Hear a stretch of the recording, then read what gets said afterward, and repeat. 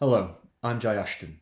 This is the third and final presentation for my major project, in which I'll be covering the outcomes and conclusion. The inspiration for my book design was my other project that I've done whilst I've been out here in France, which is my topographic Tarentaise book. I am also using Beautiful Britain by Ian McKell as my inspiration for my book design, as this book was initially what inspired me to do a project on Season-Heures. The cues I take from this book, which I'll use in my own book design, mainly is having a single image per page with lots of white space around it. The other book that I've produced whilst being out here in France was my topographic Tarentaise book.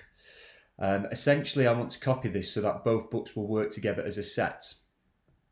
As you can see, there is an image per page with lots of white space around it with no text. The program that I have used to make my book is Lightroom. I have used this to organise and edit the images and then produce them into a book at the end. The reason for this is the other books that I've produced, including the topographic Tarentaise book, I also use this software. I'm familiar with it and it's very powerful in terms of being able to edit the images.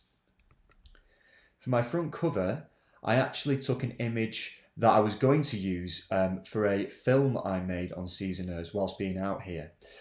This is so that the book will work in tandem with the film, which gives a brief description, an explanation and interviews of people involved in the book. It's a full page bleed with my name in a small font next to the title, which is Season-Heures 2021. This is written on a blackboard. The reason for this is the format of the film I made used blackboards to narrate and to section off different components of the film. The first few pages into the book, including the text pages after the cover page, include 2 blank pages, the title, a definition of to what Season-Heures are, which I found on a Season-Heures website because the definition doesn't actually exist in the dictionary, and then a description of the project, where it was conducted and what it sets out to achieve.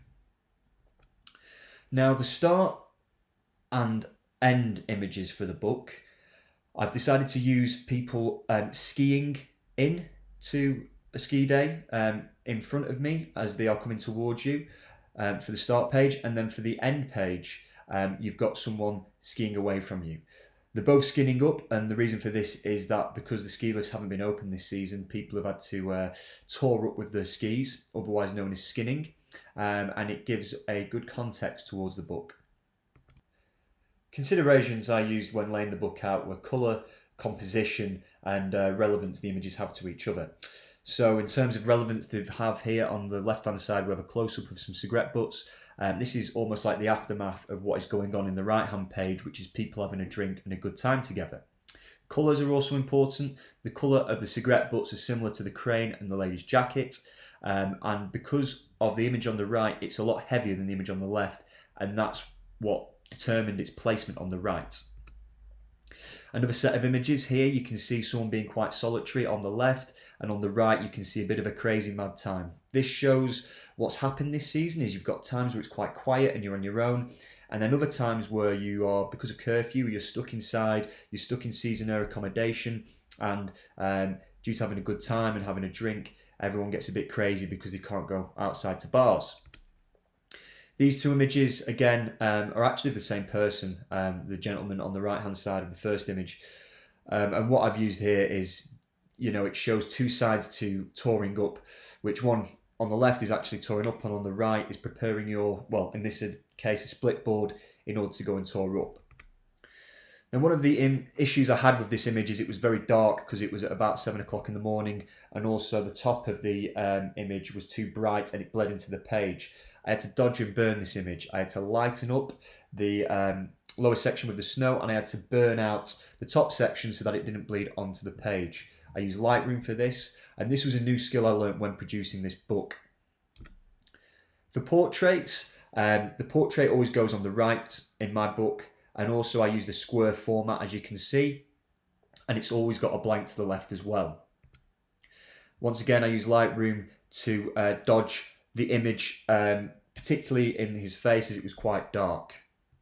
Here's another portrait to reinforce the fact that I kept a portrait per page, and I've also kept it in the square format because I believe this is a nice way to present portraits. This image was one left over from when I was making my Topographic Tarentaise book, and it shows a lot of solitary ski lifts.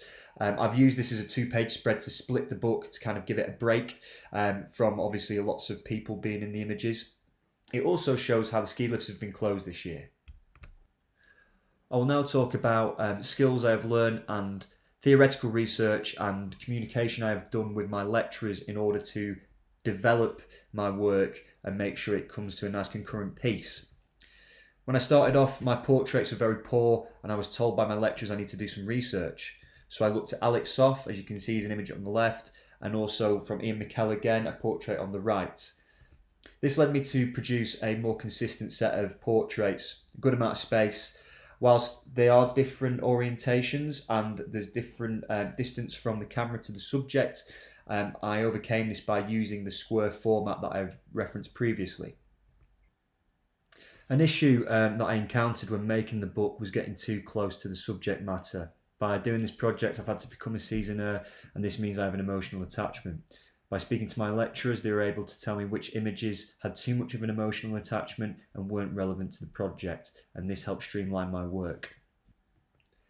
The project's done its job. My work got published in the Telegraph Ski and Snowboard by Lucy Aspenden, with 10 images included. So this has exposed the lives of seasoners to the public, which is exactly what the project set out to do in the beginning. Therefore, I believe the project's successful and I'm very proud of the work. Thank you.